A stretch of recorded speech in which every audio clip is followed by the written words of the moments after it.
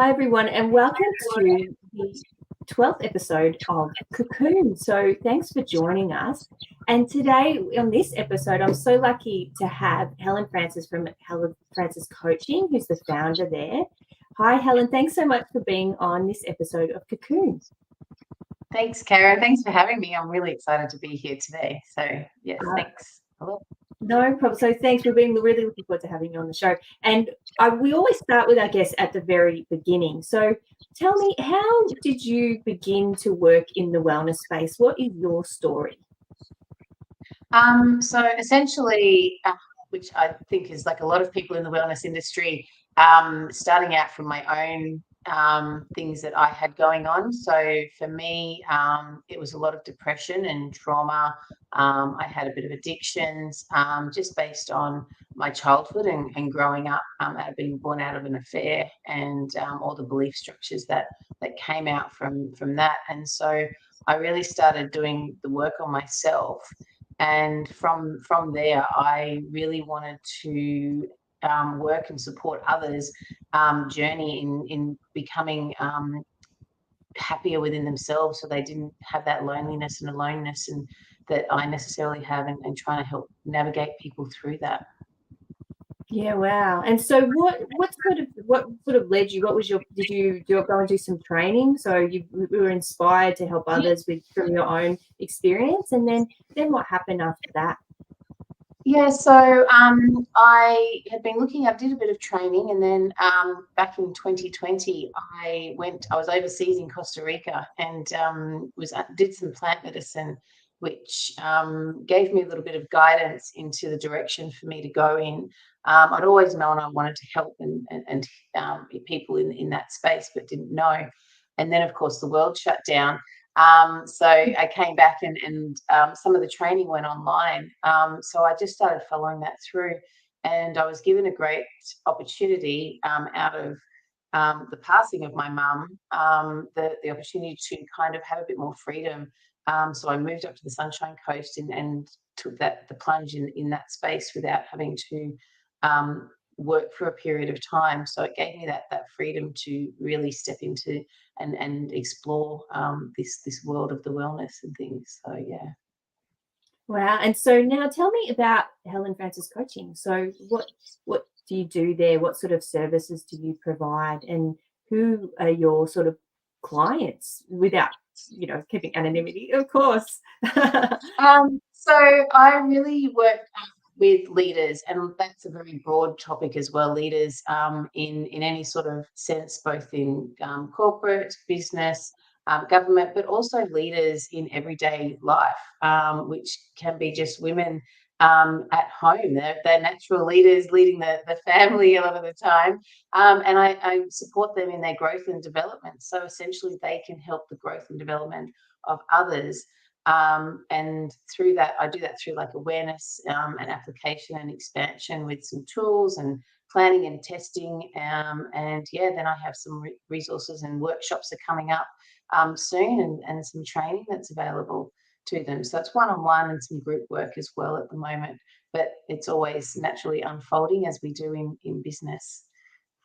Yeah, amazing. And so the theme of this podcast or this series is around helping people working in the wellness space to avoid burnout, because really you're a giver, and you're a giver as part of your role. And so a lot of these questions that I'm going to ask you is based around that sort of theme. So what do you do to keep your energy levels up to begin with? One of the biggest things that I have found is making sure that I have the time to switch off and recharge, and to prioritize myself. And I know that can seem difficult for a lot of people who have families and other commitments, but it's really important to take that time of finding what does recharge. So for me, I take time out. I relax. I'm with the dogs. I can be out in nature, but really listening to it. Essentially, it's listening to my inner self and what it needs in that moment. Yeah. And have you undergone any sort of really intense periods of work? And if you do, and you've had that experience, do you have any other sort of practices you do at the end of that to really soothe yourself and get yourself back to where you need to be? Yes, I probably do take some time. Personally, myself, I take some time out to meditate to a degree. I really find spending some time in nature helpful, and just slowing down. Particularly in Western cultures, we're very fast paced, but really taking that time to pull back and rest and have that space. So it's really resting. It can be from reading as well. Sometimes it is in front of the TV, I admit, but it's stuff that's not too intense as well. It's just taking that time. And other times it is just decompressing with a friend or a colleague that is in that same space and has that understanding where I can just talk to them and express what the frustrations, not in a confidential manner, of course, not talking about individual clients, but just going, this has happened, it's brought this up for me, and this is what's happening. And so it's very healthy. It sounds very healthy. And I think you need sometimes that person to, not to vent, but just to express yourself with, because I think it's better to do that. Definitely, and it can be really challenging at times, and I think when one is in business on their own, it can feel a bit isolating. So it is really important to find that support network for yourself and those people that are on your team, and be able to talk through those things. I'm very lucky to have a number of people that I can turn to and say, can I just tune in, let's just have a call and talk through what's going on for me, and that often will reveal certain truths either for myself or just be in that space, and I can come off those calls and be re-energized. The other thing I do is sleep a lot. Is for me is my rest is I make sure I sleep and get lots of sleep and rest. I need to do more of that. I really do. I'm getting there. Yeah, it's a lot of things that people don't tend to do a lot of. They cut their sleep short in order to fit more in. But for me, if I don't have that sleep, then I'm not able to perform as well. So I really make sure that I have sufficient sleep for me. Absolutely. It's actually on my vision board for this year to get more sleep. And there's been times where I've been nailing it, and then there's certain times of the year where it's just a bit difficult, but I'll get there eventually, so it's more consistent. So it does really support me in that. So yeah. Tell me it's time to have some. I know. I've got a cat like that too. Oh my goodness. So what do you wish you knew about how to maintain your own wellness at the beginning of your career? I think for me, what I wish I knew for my own wellness is that there is a lot of information out there, and it's okay not to know what direction it is, and to take the time out just to listen to what I really wanted to do and how the direction I want to go in, and focus on that and find the support team and people that are going to support that vision and journey, and in that space, even if it's a little bit different to others. Yeah. That's good. That's a great point to make, and hopefully other people will take that on board as well. And so my next question is about social media. So I see you really sort of ramping up your social media now. I notice you're all over LinkedIn doing an excellent job. But often people think, well, how can social media and wellness be work together? So how do you still maintain your social media presence without it sort of overtaking and impacting your own wellness? I think one of the big lessons that I've learned is to make sure that there's a scheduling. So if you want to post a certain amount of everything, it doesn't have to be done and created on the day. It can be scheduled in advance, and so you can have that break from being in there and constantly on that space. And I think that's one of the big things is ensuring that break, and that is something I'm still practicing and learning, because it is very easy to get into scroll mode. Yes. And then I think one of the other things is also to really just be yourself and be your authentic self. People will tell you to show up in particular ways or to do X, Y, and Z, but again, it comes back down to that inner self and really just showing up how you want to show up, and delivering it in your unique way. And then the right people will come to you, because if you're attempting to put a persona on, then that takes more energy and that's more draining, and because you're pretending to be something that you're not. Oh, absolutely. And I think those days are really over. I think the putting on that sort of polished front, like people want to see that you've got a personality. They want to see that you actually are being authentic. And I think too, particularly if you're not, I mean, everyone's sort of social media presence only really extends to social media, and people will meet you in person eventually.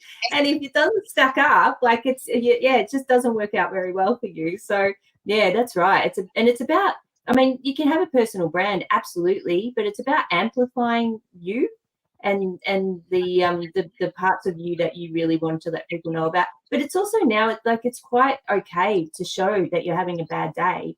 It's okay to show that you're vulnerable on social media as well, and just all the different dimensions of you. So yeah, I totally get that. It's really changed. I mean, it was turning that way before, but I think the pandemic really threw things on its head, because people saw everyone in a really vulnerable position. They saw the inside of their homes. They saw cats walking all over.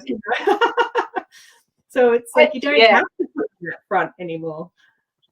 I think yes, also it's really important to understand that if you are struggling to do that and to show up, then to really find the support again, there to kind of explore what's going on for you and work through those elements, instead of trying to again either cover it up or hide it, but like kind of start digging deep, like what's actually going on for me here that I don't want to show up in this way to my audience.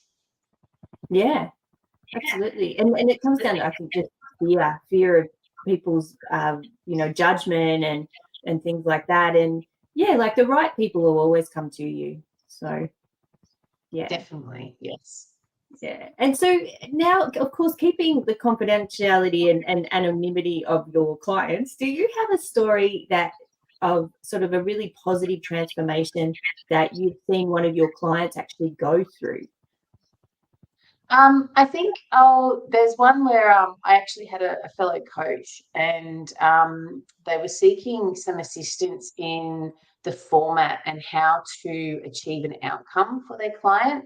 And what we really dug deep into that space is that he was trying to get an outcome for his clients, which wasn't and isn't his responsibility. It's really the client to reach that outcome. And he was doing that to seek the external validation of the client to say, oh, you're a good coach, rather than him accepting that within himself.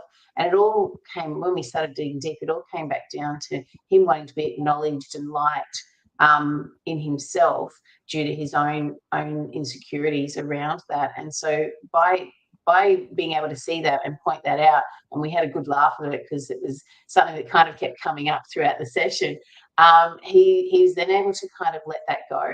And so have a coaching session that when I spoke to him next time, he had a coaching session where he just kind of got himself out of the way. And it actually created a transformational session for him with one of his clients. So yeah, it was really great just to sort of see someone understand that process that they were doing to seek that validation from them, and stepping away and being able to kind of see that and then step away from it, and the difference and the transformation that it's had for them. Yeah, wow, that's amazing. So yeah, it must be exciting to see that sort of stuff unfold. Yes, it can be. And the coaching that I do at times, you don't necessarily see it in the session. It's not necessarily something that happens straight away. It is something that kind of unfolds over time. So it's really cool to kind of see that evolution unfold with people. Yes, definitely. Excellent. So look, my next question is about goals. And so we're now over halfway through 2023. I really said 2022, 2023. The year is flying by. So did you set any goals at the beginning of the year? How are you tracking? Did you just sort of go, these goals aren't working, getting new goals? Like where are you? Some people set goals, some people sort of listen to their intuition. How do you approach these sorts of things? Are you a goal setter, or are you more like just go with the flow? Usually I have about 20 ideas in my head that I would like to do. And this year I actually did a vision board for the first time, which I have sitting up, and I've achieved some of those actually. But one of the big ones, which is probably an ongoing one, not just a year like, is to continue to grow and develop myself and to really start to recognize what's going on for me. And although at times it's like, oh, I've still got to do more work, there's always something that you can do and work on. And so the more I can grow and develop myself, the more I can continue to serve others and the planet by my own evolution and growth.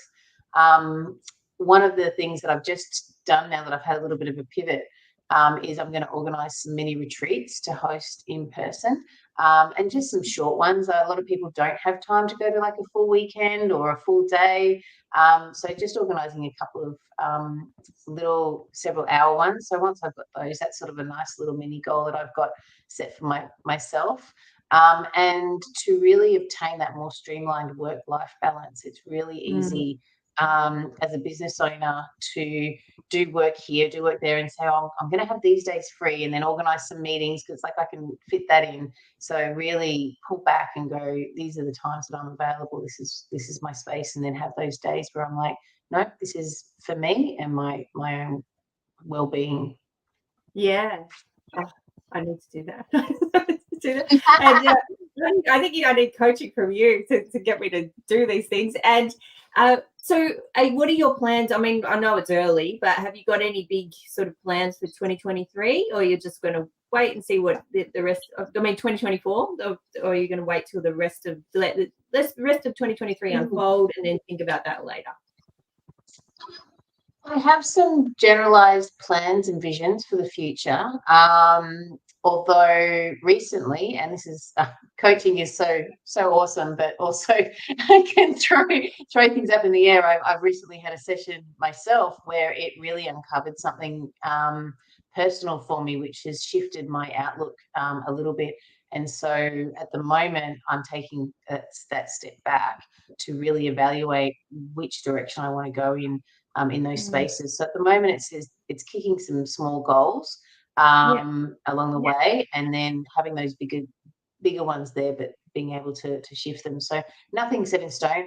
Ideally, I'd like to get back to South America if possible, but that's always an ongoing dream, just to keep getting back there and going into the jungle again.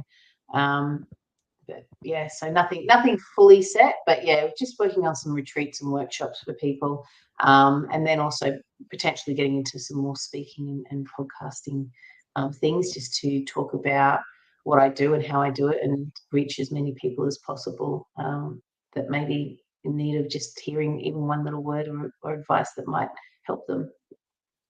Excellent. And so my final question is, so when you begin your career in wellness, and I know I've heard this, I've interviewed quite a few people in the space now, and it seems to be like a theme. So you become qualified or whatever, you start your business, and then you just want to go and help everybody, and then you put yourself last because you're out there trying to help everyone. What advice would you give to someone at the beginning of their wellness career to avoid burnout? Okay, so I would first and foremost is really set some clear boundaries to make sure you have time off from work. Even if you love what you do, it's really, so long as you've got those times, and those days you might end up doing something else, but having that space will help you actually become more creative and grow in that. Also, make sure you get some good coaches and support networks that align with you and what you want to do. And if there's, if unable to kind of afford to do coaching sometimes with people, it's really important. There are a lot of free services. There's a lot of free support networking groups. And there's even, I know in Queensland, they've got mentoring. So really finding that support team to be with you along the step of the way. And be kind to yourself, and especially when things aren't going according to plan, as I've discovered, because even if they don't feel like they're going according to plan, they are, because my favorite NLP presupposition is that there is no failure, only feedback. So even if things aren't going that way, there's lessons and information we can get to that in moving forward. And And then the biggest one is just ultimately listen to yourself and your insight and what resonates for you and what you need in that moment. And if that means cancelling everything and going and hiding out in nature for a day or whatever that is, then listen to that, because if you continue ignoring what your body and yourself is saying, your soul is telling you, then you will burn out. And I know that from personal experience, that continuously pushing, when you're being your body knows what it needs. So listen to it. Excellent. That's great advice. And so thank you so much, Helen. Do you have any final words before we conclude our episode? I'm just very thankful for being on here. And if anybody needs support, just reach out. Just reach out and find somebody who's on your team and that will support you and your growth and development. And that is unique for everybody. And it's okay if that looks different and if that changes over time too. So yeah, be yourself always. Wonderful. So thank you. Amazing words of wisdom from Helen Frances Coaching. So thanks, everyone. And we'll be back next month with another episode of Kokoon. Thanks so much, Helen. Thank you.